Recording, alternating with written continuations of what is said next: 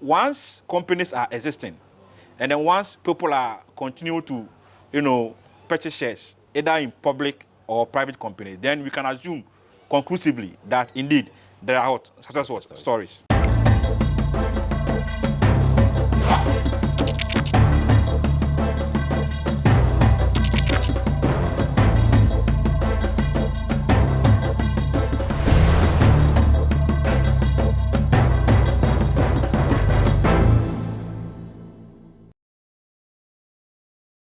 Hi, good day and welcome to another edition of the Lowdown here on GhanaWeb TV. My name is Daniel Oduro. On tonight's edition, or today's edition, we'll attempt to do some company law and we'll try and give you an understanding. Try and break it down to your level and to your understanding. What does it mean to acquire a shares in a company? Does that mean that you are a part of the company? All these and more on today's edition of the Lowdown. Today my guest is a lawyer and he is coming from Legal Truth Ghana. Evans Arthur is a lawyer and also, I believe, a lecturer at that. Lawyer, thank you very much for your time. Thank you. It's a pleasure. Today's conversation will be a bit more technical, but we'll try to break it down and bring it to the common person's understanding. First of all, just our prelims. The Supreme Court's only last week strike out section of the Companies Act. I'm sure you've heard about it. Do you agree with them? The fact that to be able to be a director, if you are charged or you've been convicted, and that part of the being charged seemed to have been struck out by the Supreme Court. Is that consistent with the Constitution in your estimation? I mean, the decision of the Apex Court is one that I perfectly agree with. Okay. Because, under the Constitution, there is a presumption of innocence. Right. So looking at the Constitution and then just opposing it with Section 13 of the Companies Act, there seems to be, a gap. Right. And hence, one can, squarely say that Section 13, those provisions that were struck out were clearly in conflict with the Constitution. And, those provisions under Article 19 of the Constitution. So right. I perfectly agree with the Constitution, with the Supreme Court. Did it come to you as a surprise that it took so long for someone to actually seek an interpretation of that act in the Companies Act to reconcile that with the Constitution? It did, yes. It came to me as a surprise because almost all lawyers in Ghana know that reading Section 13 of the Companies Act and then also reading Article 19 of the Constitution, there seems to be a clear conflict. Okay. So yes. It took a long time, but we thank God that the Apex Court has now brought finality to the matter. Okay, so those were our prelims in terms of company law or the Companies Act. So if you're just hearing it for the first time, there's a section in the Companies Act that says before you become a director of a company, if you've been charged or you've been convicted before, you are ineligible to do that. The Supreme Court or the Apex Court says that being charged does not mean that you are guilty, because the Constitution says that everyone should be presumed to be innocent until proven guilty or until they have personally admitted guilt. And so being charged alone is not enough. But let's go into our substantive matter. Company share acquisition. They say Ghanaians don't really understand the dynamics of acquiring shares or even buying stocks and all of that. We are very typical of buying and selling. Is that an accurate reflection of the Ghanaian average person, that we don't buy shares, we don't buy stocks in this country? I think so, and I think so. Yes, I perfectly agree with you. Then the issue, it's clear that Ghanaians don't really buy shares, stocks. Our interest is not there. But then this is clearly, predicated on the fact that, or on the truth that we don't understand that area. Right. And then as Ghanaians, hardly will we put our money where we clearly do not have any understanding. So right. Yes, it is there, but then the issue has got to do with the lack of understanding in that area. And then as Ghanaians, we always shy away from things we, obviously do not have an understanding of. Whose duty is it to try and educate the people? The duty is squarely on lawyers. Okay. It is squarely on companies. Yeah. It is also squarely on those in charge of running the affairs of regulating companies, and also the the managers of the Ghana Stock Exchange. Okay. Yes. Okay. I'll use 2 companies as our case study. So, a few years ago, MTN decided to float shares, and at the end of the initial deadline, they had to postpone it because people were not actually buying to have a stake in the company. The same thing applied to Accra Heart of Oak, which a few years ago decided to float the shares of the company. A lot of the supporters did not buy the shares, and you've explained that it's because of the lack of an understanding. But what does it mean to own a share in a company? What does it mean? Does it mean that I will be part of the decision making? But what does it mean? Okay, you see, the Companies Act, defines shares as the interests of the members of a body corporate, who are entitled, to a share of the profit and capital. So, what this means is that once an individual or a person acquires shares in a company, that person will then acquire an interest in the company.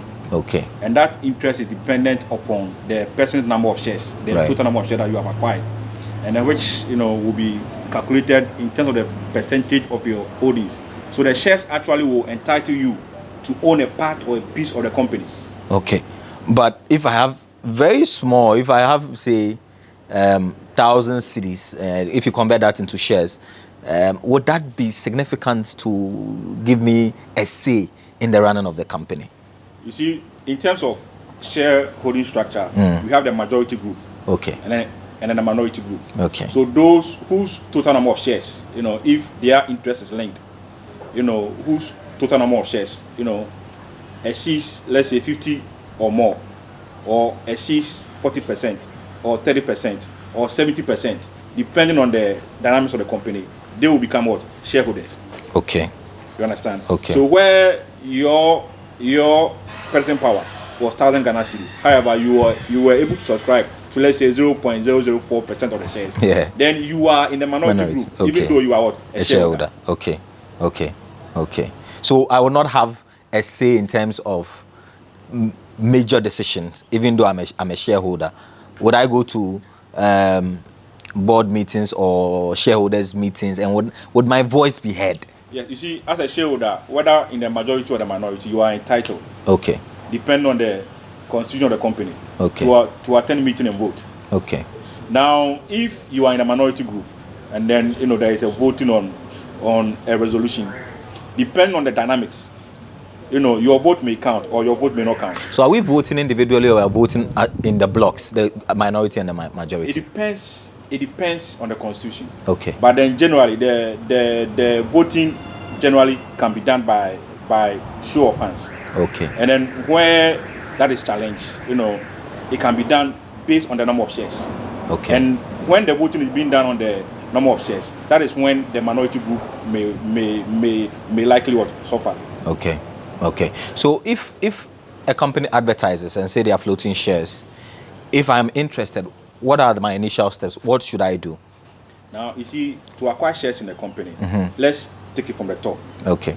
You see, we have 2 main type of membership for a company limited by shares. Okay. Now, we have membership by subscription, and then we have membership by agreement. Membership by subscription are those who subscribe to the documents of incorporation. Okay. So, when the company is first set up, those who put their names down on the document as subscribing to some shares become members by what? Subscribers. Okay. And then they will be allotted some shares. Now, where you are a member by subscription, you don't need to necessarily make payment for the shares. You don't even need a certificate you don't even need a share certificate to prove your membership. But these are the people who form the company. They are those who form the company. So then they will become the first shareholders of the company, so to speak. Are they necessarily going to be the directors of the company? It depends on the dynamics, but most times those same persons would be named as directors. Okay. Now, as the company become a going concern, and then it is progressing in its existence, then there may be a need, or there may be a time that the company may seek to raise funds, right? And then through that way, there may be agreement with others to also become shareholders. Holders. So, where you are not a shareholder by subscription, then the only way you can become a shareholder in a company is by what? Subscribing, is by becoming, a shareholder by what? Agreement. Okay. So, so typically, what you would see with companies floating shares is usually the membership by agreement. That is so. For example, the MTN one that they decided to float shares. So let me explain. Here. Now, there are two main kinds of companies. Okay. You have the private and then the public. Okay. Now, the private companies are not allowed by law. The private companies? Yes, are not allowed by law to float shares to the public. Okay. You understand? So it is only the public companies who have that, that freedom to. Only public companies. That is so. So it is only when a company has been registered as a public company, or when you say public, does it mean it belongs to the government? Not necessarily. Okay. A public company, it is simply a creature of the Companies Act. Okay. And then by that designation, you are allowed to ask the public to come and invest in you. Okay. And private companies are not allowed that right or that freedom. But why not? Why not? It is because of the dynamics. Okay. Private companies, as the name implies, are private. But if my company I need money, can't I? If you need money, then the Companies Act allows you to convert from private to. Oh, okay. Okay, so even if I want to, I need to convert from private to public. Okay. However, there is a way private companies can so get money from outsiders. Either they go through an issuing house, who in itself is a public company, or the members of the private company themselves may waive their preemptory right, and then offer shares to certain people within their own enclave, and that the law allows. But generally, private companies are not allowed to invite the public to come and invest in them. Oh, right. But is it difficult to metamorphose from a private to a public company? Because maybe I started it small, but I can see that the company is progressing. It's growing more than myself, and you want the company to outlive you in the event that you are no more. How difficult is it to do that conversion? Now, I don't think the reason why companies would convert from private to public will be because they want to be outlived. Now, there is a principle in company law, which has been there since the 1100s, known as the persona fita concept. Meaning that once a company is created, there is a separate legal personality, and then the company also has perpetual succession. Therefore, every company, obviously, is intended to outlive the members, being it private or public. Right. So the incentive really for a company, which is a private company, to convert to public is simply to be able to raise funds from the public. And then the conversion is not really difficult. It is simply about the shareholders passing special resolution and then following the requirements laid down under the Companies Act. But back to the question I asked, I don't know if you answered that. If I see a company advertise that they want to float shares, and I am interested, I have some money sitting down, I don't know what to do with it in the time being, how do I know that this is a good company that I can invest in? So what are my initial steps? I'm a lay person, I don't understand the legalities of it. Who should I consult, and how do I know that the company is viable?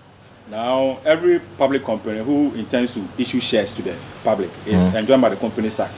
The provisions under Section 303 up to Section 318 enjoins that every public company must, before shares are being sold or even offered to the public, there must be a prospectus, as a key document that the intended purchasers would rely on. So the prospectus is intended to communicate every detail of the company to the intended purchaser.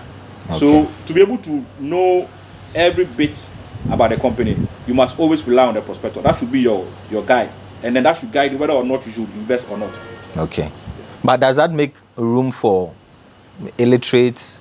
It's not everybody who is lettered who can read. So is that the point where I consult my lawyers to seek advice whether I should invest? Because Very well. There are lawyers who can advise you. Okay. Equally, there are also investment companies, security companies, who you can consult for advice. Okay. All right. All right. So today we are doing a bit more education in terms of company law and whether or not you should invest in the shares of a company. So typically Ghanaians are not, convinced in terms of investing in shares. It looks like it's something for the elite. But what if you have money sitting at home, you don't know what to do with it? In this very volatile economic situation that we find ourselves in, it's very difficult to know where to really put your money. Is buying shares going to be the way out for the majority of Ghanaians? We'll go for our first break. When we return, we'll continue our conversation with Mr. Evans Arthur Esq. He's a lawyer, and today he's breaking it down to understand. Stay with us. We're back after this break.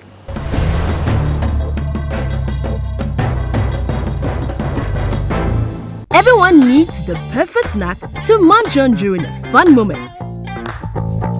Wow. Enjoy the tasty McBerry Twist cupcakes, deliciously baked and packaged for a sweet treat. Premium quality cakes baked with love for all, enriched in butter and milk. Yummy.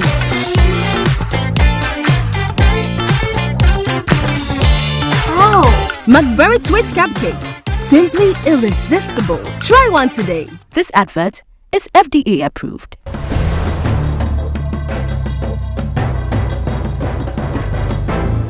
Welcome back from the break. This is still the Lowdown on GhanaWeb TV. My name is Daniel Oduro. Another very exciting conversation with our lawyer. Evans Arthur is with Legal Truth Ghana, and he's trying to give us some understanding as far as company law is concerned and the acquisition of shares in this country. Should you invest in shares or not? Lawyer, are there success stories with people who have invested in shares and have really recouped and made profit out of it? Yes, I mean, since the inception of company law, way back with the enactment of the first Companies Act in England in 1844, through the amendment in 1855, then the final consolidation in 1862, and then the issues of company being in existence has continued since then. One can say that there have been many success stories. Even in Ghana, we can look at the players on the stock exchange. Day in, day out, people are making gains on the stock exchange. And also within the private companies themselves, people are really making gains. Because you see, as a shareholder, your first and foremost duty to the company is to be able to provide the necessary capital the company needs to operate. And then, as we say, both in the legal terms and then in the accounting terms, a capital that the shareholders give to the company by way of subscribing to the shares or by way of share purchases is simply both a liability and an asset. Now, the shares or the capital of the company being an asset is that it is through the capital that the company may be able to survive and then carry out its own its own nature of business, and then would continue as a going concern. Okay. Now the capital is also a liability, because at a point in time the company is enjoined to pay back the capital to the shareholders in the form of dividend, when the company makes profit. So once companies are existing, and then once people are continue to purchase shares either in public or private companies, then we can assume conclusively that indeed there are successful stories. Okay. If I am a shareholder, is it guaranteed that I will make profit? I mean, even if I look at the historical trend of the company, they've been making profit, but they go public, they go and seek for funding on the stock exchange, I invest my money. Am I guaranteed to get dividends? And how soon would I get my dividend? Now, dividend is not guaranteed. Indeed, even under the Companies Act, a company is only enjoined by law to pay dividends when the company has made profit. That's the first criteria. And secondly, when the directors recommend, and then the shareholders approve by ordinary resolution. Okay. So even when the company makes profit, that's not a guarantee for you to be paid dividend. So the three. So they can decide, if it's not a guarantee, you mean they can decide that, we made profit, but let's reinvest in the company. That is so. A company can make profit, and then the directors who are enjoined by law to manage a company can say that looking at the trend of events and then looking at our books, even though we have made profit, we are not recommending what dividend to be paid, and therefore let's deploy it back into the company and then let the company stand on its feet. So to finally and fully answer your question, dividend is not guaranteed. Wow. Yes, dividend is not guaranteed. Is it not the reason why people are not, the ordinary Ghanaian is not interested? Because we make investments to get returns, and we want some specificity that, okay, in 1 year I'm going to get my returns. If I put my money in treasury bills, I know in 6 months or 3 months or the year I'm going to get my money back. If I put my money in shares and I can't be guaranteed that I'll make money, you think it's a big gamble for me, no? You see, it is a gamble. Life itself is a gamble. Yeah. Waking up every day and then going and then coming, it's a gamble. But you see, the issue is this. Now, a company is owned by shareholders. That is, a company limited by shares is owned by shareholders. And then the shareholders, as the owners, have all the say in the company. However, the shareholders are not allowed by law to run the company. Yes. So the shareholders in turn are enjoined by law to appoint directors to run the company. So therefore, those who are managing the affairs of the company, first and foremost, were put there by who? The shareholders. Yeah. So if the shareholders put competent people at the helm of affairs, then those people are going to manage the company to a point that the company will make profit. Okay. So that profit, there will be every justifiable way for that profit to be what? To be, for some to be what? Declared as what? Dividend. Okay. So it depends on how the company is run. Okay. And whether or not the company is run well, good or bad, depends on the people, the shareholders themselves, in compliance with the company's constitution. Okay. And also the companies at 992 put there as what? Directors. Okay. Don't you foresee a situation where majority of the shareholders can manipulate in terms of who the people who are appointed as the persons to run the day-to-day of the companies, You see, a company is first and foremost run by a constitution. That is, when the company is registered with the constitution, that is a primary document on which the affairs of the company will be run. So if the constitution so specifies that this class of shareholders, this group, is to appoint 2 or 3 directors, then there cannot be any scheme around it. Okay. So it depends on the content of the company's constitution. Okay. And the courts have held in so many cases that where there is a breach of the company's constitution, that breach leads to nullity. It's not a mere irregularity. So this simply means that when things are done contrary to the constitution of a company, that thing itself becomes null and void, meaning in the eyes of the law, that thing never happened.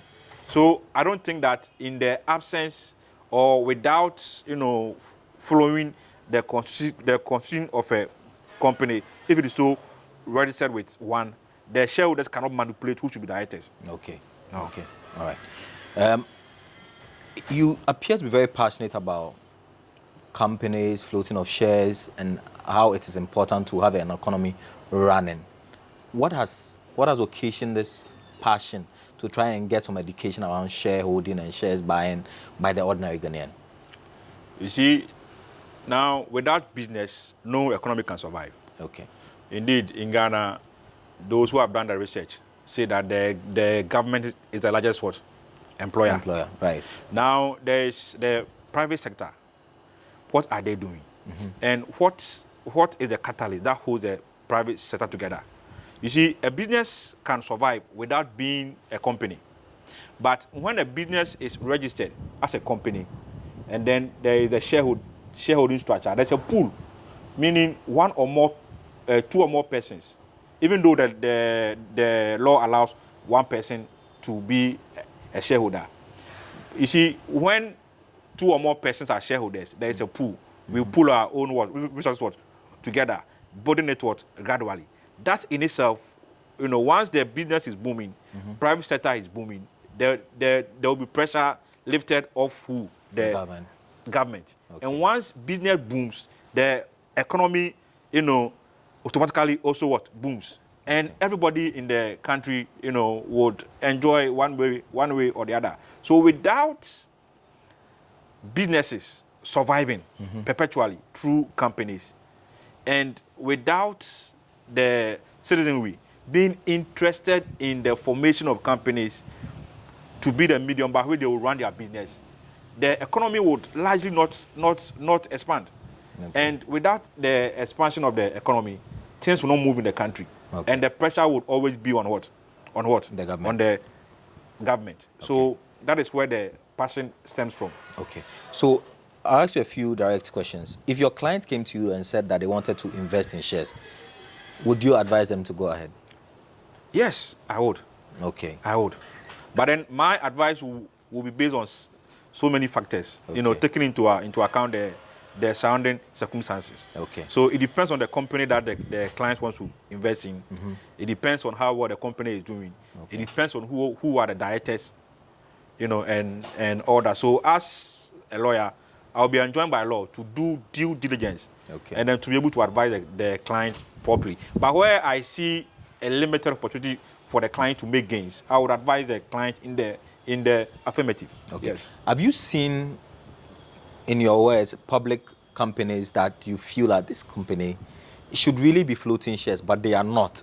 Because if they had more capital, maybe they could do greater things. I ask this because there's this notion that we want to own something small than be a party to something that is bigger, because we want to be called with some position. We need to occupy some position. Do you see companies that, in your estimation, this company should really go on the stock exchange and ask for money and expand what they are doing, but they are not doing that? I think the question should rather be whether or not there are some private companies, okay, who are doing well and then can really convert to public, and then to be able to allow more people to come in and then run their affairs. Mm-hmm. I mean, that would, for me to be able to come to that conclusion, that would depend on research, because I can't sit here and say that I know all the private companies. Yeah. But you see, as Ghanaians and then Africans in general, we are more private. Yeah. You understand? So yeah, indeed, I can say that there are some private companies who are doing well, mm-hmm. but then there are some who are not doing well.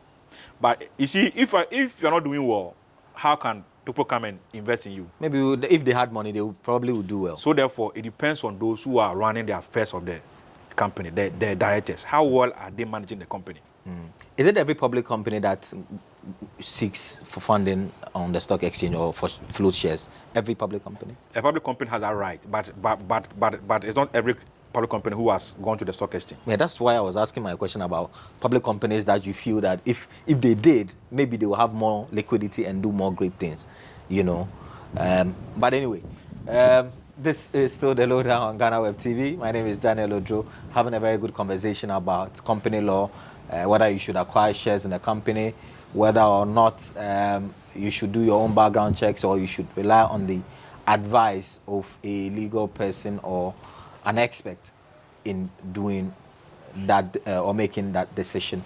Hopefully, you get some understanding and you get some education as far as this is concerned. But do you think the climate it's been a very difficult business environment the last couple of years, the advent of COVID, Russia, Ukraine, government itself is struggling, companies are struggling.